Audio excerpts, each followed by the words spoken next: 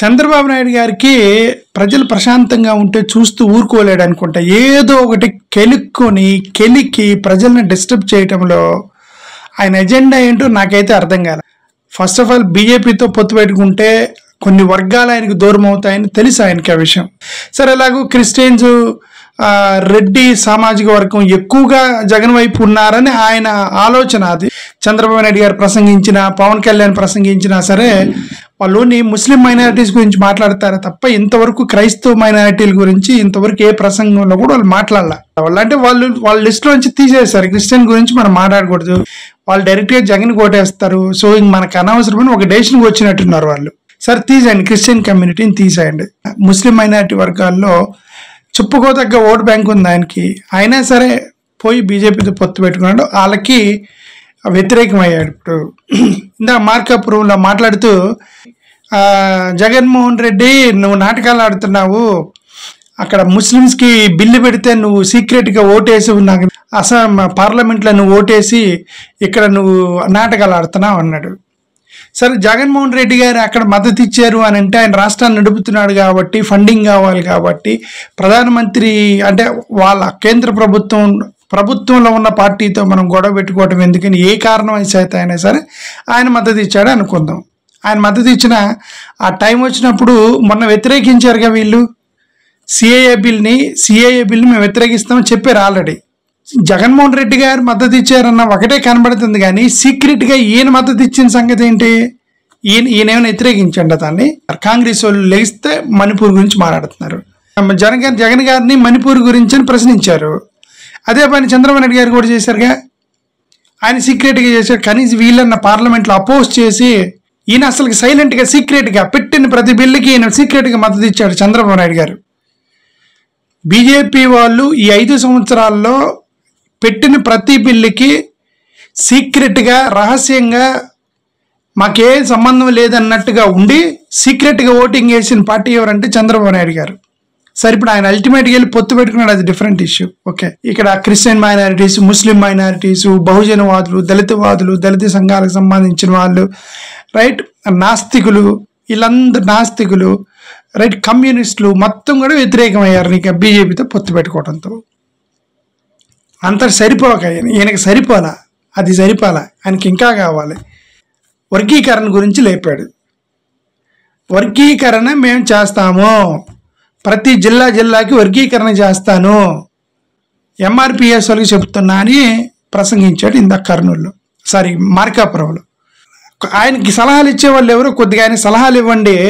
ఇప్పటికే ఆయన మైనారిటీస్ని పోగొట్టుకున్నాడు, ఇప్పటికే క్రిస్టియన్ కమ్యూనిటీని పోగొట్టుకున్నాడు, ముస్లిమ్స్ పోగొట్టుకున్నాడు, దళితవాదులను పోగొట్టుకున్నాడు, దళిత సంఘాలను పోగొట్టుకున్నాడు, కమ్యూనిస్టులను పోగొట్టుకున్నాడు.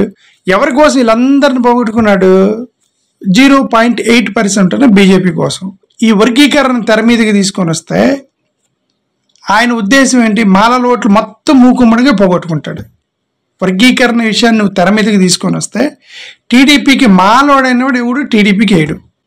సరే, మరి ఇప్పుడు మాదిగల గురించి ఆలోచిద్దాం. ఆంధ్రప్రదేశ్లో ఒక 9% మాలలు ఉంటే 7% మాదిగలు ఉన్నారు, ఒక 1% రెల్లి, వీళ్ళందరూ ఉన్నారు. ఇప్పుడు ఈ వర్గీకరణ తీసుకొని వస్తే 9% మాలలు పోగొట్టుకుంటాడు. ఓకే, సరే, మాదిగలు ఓట్లు వేస్తారంటే మాదిగలు ఎక్కడి నుంచి తెచ్చి ఓటేస్తారు? నువ్వు వెళ్ళి బీజేపీతో పొత్తు పెట్టుకున్నావు. బీజేపీతో పొత్తు పెట్టుకుంటే ఇప్పుడు ఈ మాదిగల్లో 70-80% చర్చిలకు వెళ్ళేవాళ్ళు, క్రిస్టియన్ కమ్యూనిటీకి సంబంధించిన వాళ్ళు.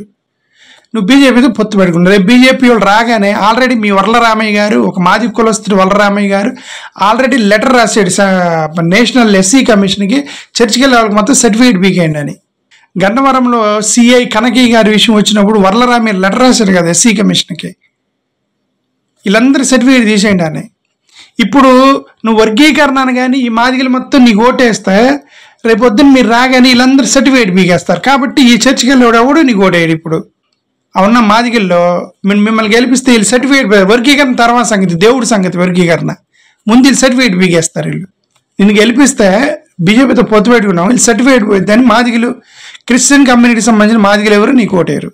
ఇప్పుడు నీ వర్గీకరణ తెర మీదకి తీసుకురావడం వల్ల చంద్రబాబు నాయుడు గారికి వచ్చిన లాభం, హిందూ మతానికి సంబంధించిన కొంతమంది మాదిగలు ఉన్నారనుకోండి. ఎంతమంది ఉంటారు? వాళ్ళు ఉన్న 6% మాదిగల్లో 4-5% చర్చిలకు వెళ్ళే వాళ్ళే. 1% మాదిగలు ఉన్నారు, హిందూ మతానికి చెందిన వాళ్ళు. ఆ 1%లో ఆ 1%లో వాళ్ళలో అంబేద్కర్ వాదులు, బహుజన వాదులు, కమ్యూనిజానికి చెందిన అటాచ్మెంట్ ఎక్కువ ఉంది. బీఎస్పీకి సంబంధించిన అటాచ్మెంట్ దళితుల్లో వాళ్ళకి 50% పోయినా సరే 0.5% మాదిగలు కూడా ఓట్లు కూడా పడవు నీకు. ఆ 0.5% మాదిగలు కూడా ఓట్లు పడనప్పుడు ఉన్న 2-3% మాలల ఓట్లు ఎందుకు పోగొట్టుకుంటాడు ఈయన? ఈ వర్గీకరణ విషయం పై ఎవరు ఆయనకి సలహాలు ఇచ్చేది? ఎవరు టీడీపీకి సంబంధించిన ఆ పోలిట్ బ్యూరో సభ్యులు, ఆ స్ట్రాటజిస్టులు ఎవరు? మీకు దండం పెట్టి చెప్తే ఆయన కూర్చోబెట్టి చెప్పండి. ఆయనకి ఎందుకు ఊరికే కెలుగుతాడు కులాలని మతాలని మొత్తం? వర్గీకరణ విషయం ఎందుకు తెస్తాడు మళ్ళీ కొత్తది? మీరు చెప్పండి. ఆయన కూర్చోబెట్టి, ఆయన వయసు అయిపోయింది, చంద్రబాబు నాయుడు గారికి వయసు అయిపోయింది, భయపడుతున్నాడు నేను ఓడిపోతానని ఏదేదో చేయబట్టి ఏదేదో చేస్తున్నాడు. అది కోర్టులో ఉన్న దానికి ఎలా చేస్తాడు ఆయన? వర్గీకరణకు సంబంధించింది కోర్టులో ఉంది. కోర్టులో ఉంటే చంద్రబాబు నాయుడు గారు నేను ఇస్తాను వర్గీకరణ ఎలా చెప్తాడు? ఇప్పుడు వెళ్ళి పోలీస్ స్టేషన్లో కేసు పెడతారు రేపు పొద్దున ఎవరన్నా, లేదంటే పోయి ఆ SC/ST కమిషన్కి లెటర్ రాస్తారు. నేనే రాస్తాను, పోయి పోలీస్ స్టేషన్లో ఒక కంప్లైంట్ ఇచ్చి, SC/ST కమిషన్లో కంప్లైంట్ ఇచ్చి, ఎలక్షన్ కమిషన్ కూడా కంప్లైంట్ ఇచ్చి, సరే ఈయన schedule caste SC/ST case file చేయండి, ఈయన షెడ్యూల్ క్యాస్ట్ వాళ్ళు మిస్గైడ్ చేస్తున్నాడు. అది కోర్టులో రన్ అవుతున్న ఒక కేసుని ఆల్రెడీ ఆయన వర్గీకరణ తీసుకొస్తే అది క్యాన్సిల్ అయింది. ఆయనే చెప్తున్నాడు, నేనే కదా తమ్ముడు తీసుకొచ్చింది, MRPS వాళ్ళకి చెప్తున్నా, నేనే వర్గీకరణ తెచ్చాను, నేను మళ్ళీ ఇస్తానంట. మళ్ళీ నువ్వు ఆల్రెడీ ఇచ్చినోడు మళ్ళీ ఇచ్చేదేంటి? నువ్వు ఆల్రెడీ ఇచ్చావు కదా వర్గీకరణ, నువ్వు ఇచ్చావు, ఇస్తే అది తప్పని కోర్టు కొట్టేసింది. కోర్టులో రన్ అవుతుంది కేసు. ఇక నువ్వు ఇచ్చేది నువ్వు ఆల్రెడీ ఇచ్చావు కదా, నేను మళ్ళీ ఇస్తాను అంటే కోర్టు వైలేషన్ చేసి కోర్టు జడ్జిమెంట్లకి వ్యతిరేకంగా వెళ్ళి ఇస్తావా? ప్రజల్ని మోసం చేయటమే కదా అది. ఇదే మాట పాడేరులో GO3 గురించి మాట్లాడాడు. పాడేరులో ట్రైబల్స్కి సంబంధించినటువంటి GO3 ఇస్తానని చెప్పి చంద్రబాబు నాయుడు గారు మాట్లాడారు ఆ రోజు. GO3 అది కూడా సుప్రీంకోర్టు కొట్టేసింది తప్పని. కేవలం ఎలక్షన్స్ టైంలో ఇది SC/ST కమ్యూనిటీకి సంబంధించిన వీళ్ళు నిరక్షరాస్యులని, ఉద్యోగాలు లేక ఏదో కొద్దిగా గొప్ప చదువుకొని ఇంటర్మీడియట్ డిగ్రీ వరకు చదువుకొని ఉద్యోగాలు వస్తాయేమని ఆశపడే వాళ్ళ ఓట్లని షిఫ్ట్ చేసుకోవడానికి ఫేక్ ప్రామిస్ చేసి SCలను మోసం చేయటం ఇది. కోర్టుల్లో ఉన్నదానికి నీ పరిధిలో లేదు, నువ్వు వేసావు, వర్గీకరణ చేసావు, అది నీ పరిధి దాటి సుప్రీంకోర్టు పరిధికి వెళ్ళింది, సెంట్రల్ గవర్నమెంట్ పరిధికి వెళ్ళినప్పుడు నువ్వు ఎలా చేస్తావు? చంద్రబాబు నాయుడు గారు మీరు ఎలా చెప్తున్నారు వర్గీకరణ చేస్తానని? అది మాదిగల్ని మోసం చేయటం కదా, అది షెడ్యూల్ క్యాస్ట్ని మోసం చేయటం కదా. ఇప్పుడు మీ మీద SC/ST చీటింగ్ కేసు పెడతారు. నాకు తెలీదు, పోలీస్ స్టేషన్లో కేసు తీసుకుంటారు, లేదు తీసుకుంటే నేను 100% నేనే పెడతాను పోయి పోలీస్ స్టేషన్లో. సరే మా మిస్గైడ్ చేస్తున్నాడు చంద్రబాబు నాయుడు గారు ఈ వర్గీకరణకు సంబంధించాలి. అదేవిధంగా ఆ ట్రైబల్స్కి సంబంధించి కూడా అది ఆల్రెడీ సుప్రీంకోర్టు కొట్టేసింది, దాని మీద మాట్లాడుతున్నారు. మీకు ఇప్పుడు ఆల్రెడీ చెప్తున్నారు కదా, జగన్మోహన్ రెడ్డి గారు ఆ ధరలు పెంచారు, ఈ ధరలు పెంచారు, అవి చెప్పుకోండి, నీకు ఓట్లు పడతాయి. నీకు కావాలంటే కులాలను రచ్చేది కొడతారు. ఎందుకు కులాలను ఎందుకు రెచ్చగొడతారు? ఈ కమ్యూనల్ కాన్ఫ్లిక్ట్స్ ఎందుకు తీసుకొస్తారు? ఈ సాధ్యం కాని విషయాల గురించి మీరు ఎందుకు తీసుకొస్తారు? మతాలని కులాలని కెలికి వాసన చూసుకోవడం అవసరం? అది మనకి మాదిగల ఓట్లు పడతాయి నీ డ్రీమ్, అది కళ, అది జరగదు. నిజంగా మాదిగల్ని మీ మాటలు నమ్మి మాదిగలు మొత్తం నీకు ఓటేయగానే రేపు పొద్దున్న BJPలో అధికారం రాగానే ఈ మాదిగల్లో చర్చిపోయాలు మొత్తం సర్టిఫికేట్ వీకి నుగుతారు. కాబట్టి ఒకడు కూడా వేయడు నీకు. అక్కడక్కడ గుళ్ళకి వెళ్ళేటువంటి మాదిగలు ఉంటే వాళ్ళలో సగానికి సగం మంది అంబేద్కర్ వాదులు ఉన్నారు, వాళ్ళు ఎలాగే అయ్యారు, కమ్యూనిస్టులు ఉన్నారు, వాళ్ళు ఎలాగే అయ్యారు. ఇప్పుడు నీకు పడేది 0.5% మాదిగల ఓట్ల కోసం. ఇప్పుడు కుల గొడవలు లేపుతావా చంద్రబాబు నాయుడు గారు? కరెక్ట్ కాదు. ఇది ఎలక్షన్ టైం వచ్చిన ప్రతిసారి ఈ కుల గొడవలు, మత గొడవలు లేపి ఆల్రెడీ మీరు చాలా తప్పు చేస్తున్నారు. ఈ తప్పుని మీరు సరిదిద్దుకోకుండా తప్పు మీద తప్పు చేస్తున్నారంటే కన్ఫ్యూజ్ అవుతున్నాడు అని అర్థం. కన్ఫ్యూజ్ అవుతున్నంటే ఓటమి భయం పట్టుకుందని అర్థం ఆయనకి అని చెప్పి కన్ఫ్యూజ్ అయ్యి ఏదేదో పట్టుకొచ్చేస్తున్నాడు. ఒకసారి BJPతో మద్దతు పెట్టుకున్నాడు, ఒకసారి పవన్ కళ్యాణ్తో పొత్తు అని చెప్పి అది టికెట్ల దగ్గర కూడా.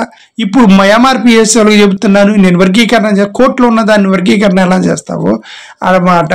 పాడేరు పోయి ట్రైబల్స్కి GO3 తీసుకొస్తారు. GO3 కూడా కోర్టు కొట్టేసింది. అది కొట్టేసింది. మీరేమైనా ప్రామిస్ చేయాలంటే మీరేం చేయాలి? మేము కోర్టుకి రిఫర్ చేస్తాము, లేదంటే సెంట్రల్ గవర్నమెంట్కి రిఫర్ చేస్తాము, లేదంటే కేంద్ర ప్రభుత్వానికి రాస్తాము.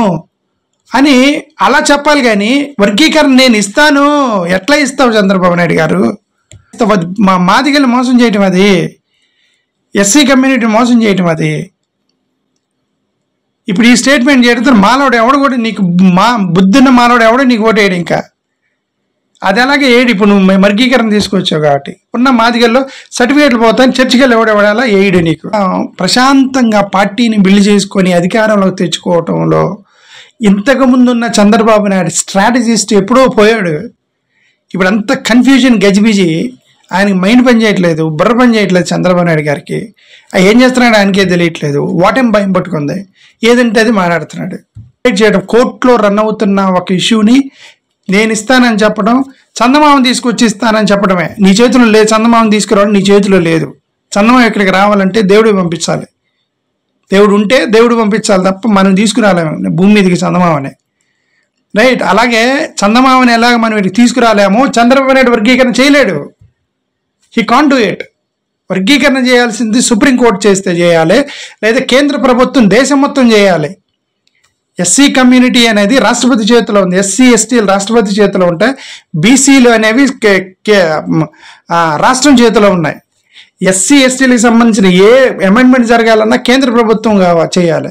కేంద్ర ప్రభుత్వం చేయాలంటే దేశం మొత్తం చేయాలి. వాళ్ళు ఇచ్చేటువంటి ఒక జీవో అది దేశం మొత్తం అమలు అవ్వాలి. ఆంధ్రప్రదేశ్లో చంద్రబాబు నాయుడు గారి జిల్లాల్లో, మార్కాపురం జిల్లాలో ఎస్సీ వర్గీకరణ చేస్తారన్నది మోసం చేయటం కదా సార్. నేనైతే ఎలక్షన్ కమిషన్కి, చీఫ్ జస్టిస్ ఆఫ్ ఇండియాకి, ఎస్సీ కమిషన్కి ఈ అద్దంకిలో పోలీస్ స్టేషన్లో కేసు పెట్టేస్తున్నాను. Thank you.